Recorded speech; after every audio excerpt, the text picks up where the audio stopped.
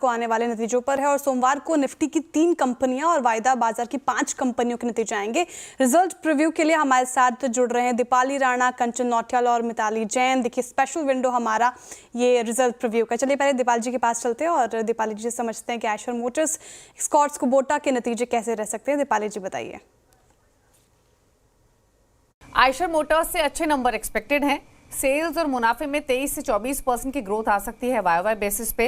वहीं एबिटा में 16% की ग्रोथ एक्सपेक्टेड है सालाना आधार पर। एबिटा मार्जिन्स 25.75% पर आ सकते हैं। सालाना आधार पर थोड़ा सा डिप मार्जिन्स में देखने को मिल सकता है क्योंकि पिछले साल इसी क्वार्टर में 27.5% के मार्जिन्स कंपनी ने रिपोर्ट किए थे।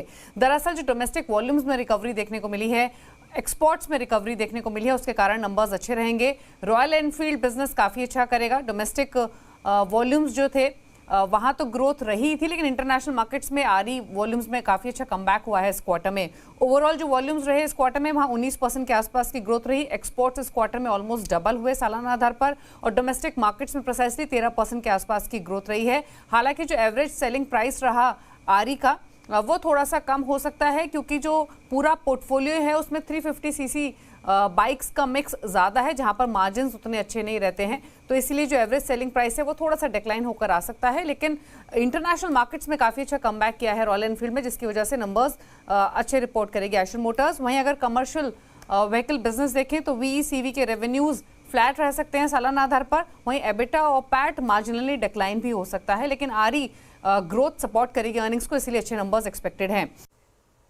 बिल्कुल अच्छे नंबर्स आयशर मोटर्स में एक्सपेक्टेड हैं। लेकिन दीपाली जी ये बताइए कि स्कॉट्स कुबोटा के नंबर कैसे रह सकते हैं, आपने क्या एनालिसिस की है?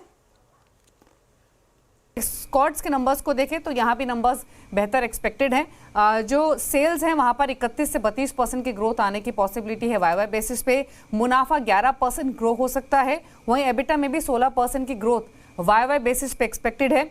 एबिटा मार्जिन 11.8% और रह सकते हैं। सीक्वेंशियल बेसिस पे मार्जिन्स ग्रो होंगे। वाई बेसिस पे मार्जिन्स में थोड़ा सा डिप मिलेगा। पिछले साल इसी क्वार्टर में 13.4% के मार्जिन्स थे कंपनी के। दरअसल जो Q3 होता है ये सीजनली स्ट्रॉन्ग क्वार्टर होता है ट्रैक्टर सेल्स के पर्सपेक्टिव से, तो इसीलिए ट्रैक्टर सेल्स काफ़ी अच्छी रही कंपनी के। इस क्वार्टर में 4-4.5% की ग्रोथ रही, जहां पर हम लगातार थोड़ा सा प्रेशर देख रहे थे और मार्जिन्स भी सीक्वेंशली इसीलिए इंप्रूव होते हुए दिखाई दिए हैं। रूरल मार्केट कमबैक कर रहा है, इसीलिए कॉमेंट्री भी इंपॉर्टेंट रहेगी कि आगे के लिए क्या कमेंट्री रूरल डिमांड को लेकर आती है, मार्जिन्स को लेकर कंपनी का आउटलुक क्या रहता है। लेकिन नंबर्स आयशर मोटर्स और एस्कॉर्ट्स दोनों से ही अच्छे एक्सपेक्टेड हैं। ओके, एस्कॉर्ट्स की एक्सपेक्टेशन थी। कंचन के पास चलते हैं, अपोलो हॉस्पिटल्स के नंबर्स कैसे रहेंगे? कंचन, क्या एक्सपेक्टेशंस हैं? जी, नंबर्स हमें पॉजिटिव साइड में देखने को मिल सकते हैं। रेवेन्यू फ्रंट में हमें 14% की ग्रोथ की अपसाइड एक्सपेक्टेड है। वहीं अगर पैट की बात करी जाए तो 40% बढ़त की यहाँ पे भी संभावनाएं जताई जा रही है। एबिटा में 25% की हमें तेजी देखने को मिल सकती है। At the same time margins भी यहाँ पे हमें 1 से 2% तक उभरते हुए दिखाई दे सकते हैं। बेसिकली केस मिक्स और हेल्थ केयर के जो हमें अच्छे परफॉर्मेंस देखने को मिले हैं उससे कंपनी की ओवरऑल प्रॉफिटेबिलिटी और रेवेन्यू को अच्छा खासा सपोर्ट मिला है और सारे ही सेगमेंट में जो ग्रोथ देखी गई है वो कहीं ना कहीं स्ट्रॉन्गर साइड पे देखी जा सकती है। लेकिन जो बांग्लादेश में पॉलिटिकल टर्मोइल चल रहा है उससे इंटरनेशनल मार्केट में थोड़ा सा हमें असर पड़ता हुआ दिखाई दे सकता है। अब आपको फोकस कहां रखना है उसके ऊपर एक बार बात कर लेते हैं। अपोलो 24/7 का जो GMV आउटलुक है वो किस तरीके का है, इंश्योरेंस प्रोडक्ट्स पे कंपनी की तरफ से किस तरीके का अपडेट आता है, गुरुग्राम, हैदराबाद, कोलकाता, पुणे और मैसूर में एक्सपेंशन कैपेसिटी किस तरीके की हो सकती है, इस पे आपको रखना होगा खासा फोकस। लेकिन ओवरऑल नंबर्स हमें पॉजिटिव साइड में देखने को मिल सकते हैं। वीरू सर, एक चीज मैं और ऐड इसमें करना चाहूंगी। अभी आप बात कर रहे थे FIS की सेलिंग की, तो उसमें एक लाइन हम ये भी बोल सकते हैं कि तुम तो ठहरे परदेसी, साथ क्या निभाओगे।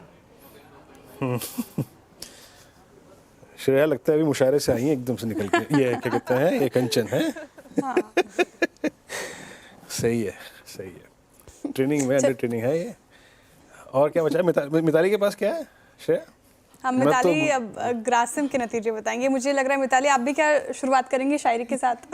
नहीं, मैं बहुत ही ग्रासिम इंडस्ट्रीज़ के नतीजे को देख के मतलब जो अनुमान है उसमें ये बताया जा रहा है कि इनका जो नेट प्रॉफिट है वो इस साल हमें घाटे में दिख सकता है।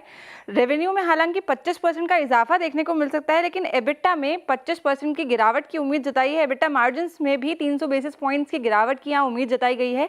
इनका जो मेन हाई ग्रोथ बिजनेस है वहाँ से रेवेन्यू आता नजर आ सकता है, जो कि पेंट्स और B2B कॉमर्स है, लेकिन इन्हीं हाई ग्रोथ बिजनेसेस की वजह से जो लॉसेस है उसके कारण इनके ऑपरेटिंग मार्जिन्स में हमें 2.6 परसेंटेज पॉइंट्स की गिरावट के साथ या 6% के ऑपरेटिंग प्रॉफिट मार्जिन्स देखने को मिल सकते हैं।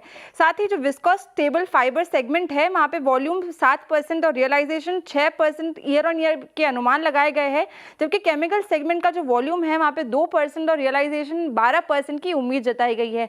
तो मैनेजमेंट की कमेंट्री फाइनेंशियल नंबर्स को देखकर काफ़ी ज़्यादा फोकस में रखने लायक चीज़ है यहाँ पे। ओके, ये ग्रासिम के नंबर्स एक्सपेक्ट